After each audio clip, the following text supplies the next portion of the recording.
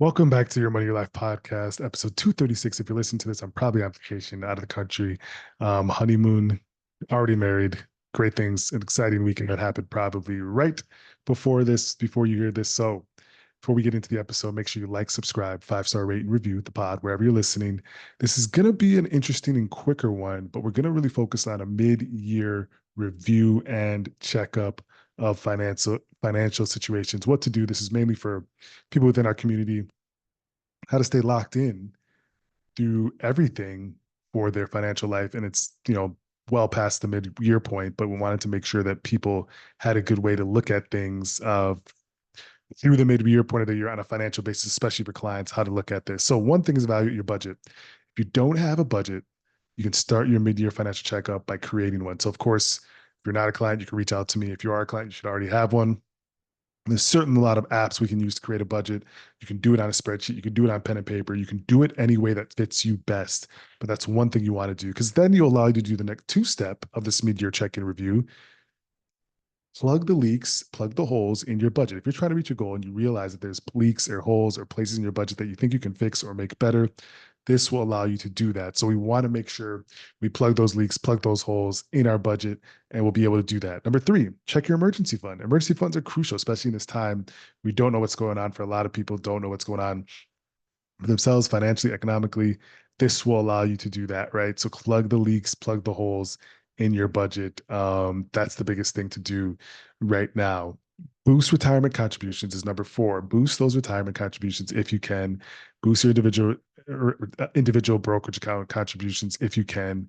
Because why? If you receive the promotion, increase of funds, investing the money is better. We see a lot of people sometimes just keep it sitting there. That's their prerogative. That's what they want to do, to keep it a checking or savings account, and it doesn't earn much for them, but they just like to see it there. That is doesn't make sense intuitively to me, but if some people it's just the way their brain is wired, that's okay. But you'd probably be better off. I know you'd be better off investing that, especially if those funds are for a longer period of time. Investing that over a longer period of time, especially to meet a retirement date, is so much better for you in the long run.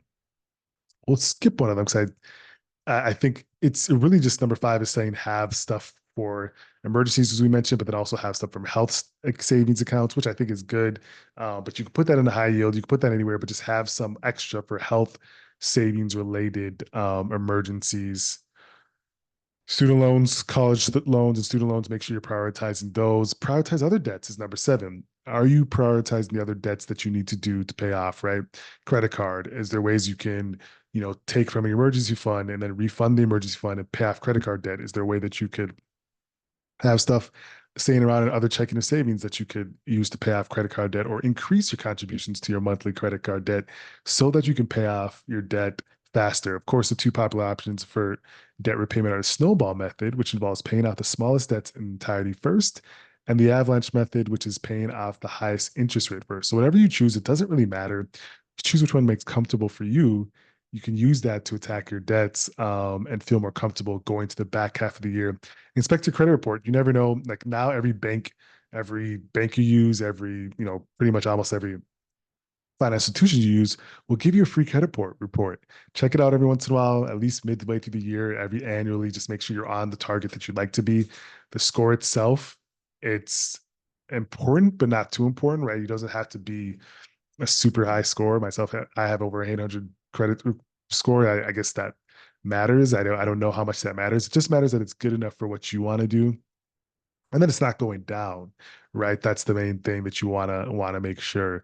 Tidy up taxes. That's a big thing for self-employed people. It's the bigger thing, right?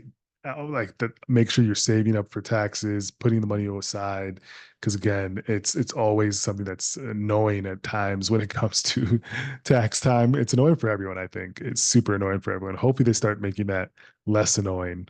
But that's the big thing to do. And update your estate plan. So that's just making sure your beneficiaries instead in all of our accounts, our clients can add, remove, alter, change their beneficiaries to each of their accounts all the time. So make sure you are able to do that and doing that. So this is a mid-year checkup. I think it's a really, really good tips. If you're a client of mine, reach out and if you need any help with your mid-year checkup. But it's super, super crucial to do.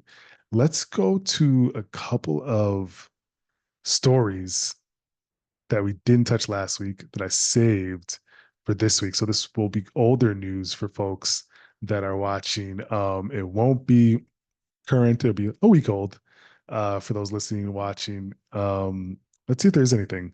Blasting the air conditioning in brutal temps, air conditioning business thrive as the cooling industry heats up. So obviously it's hotter in the dog days of summer. Cooling is king. The scorching temperature saw that 150 million plus Americans under the heat alerts last month have air conditioning companies booming, helping businesses. The average lifespan of AC unit is 15 to 20 years, meaning thousands of units installed during the recovery from the 2008 financial crisis are due for replacement. So apparently, AC companies booming right now. I think that's an interesting story, but not too crazily interesting. Let's see what else there was that we missed last week that we saved.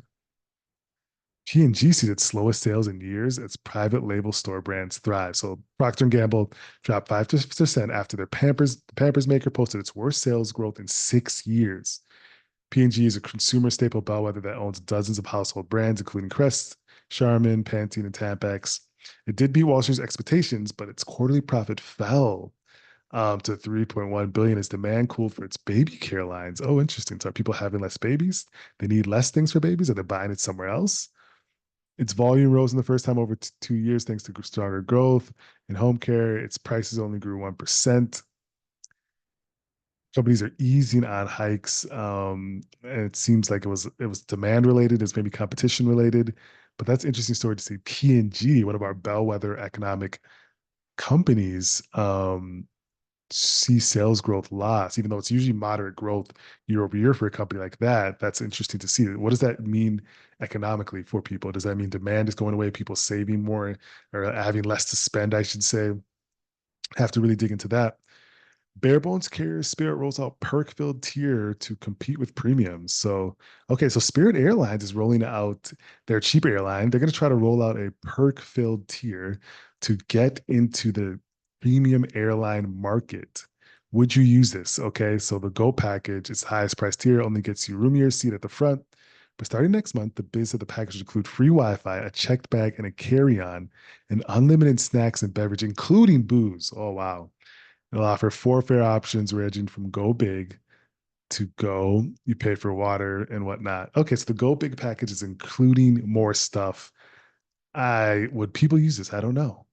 Would that entice you to start using Spirit? Do you already use Spirit? That's a good question. I'm super curious to see what people will do if that will entice people.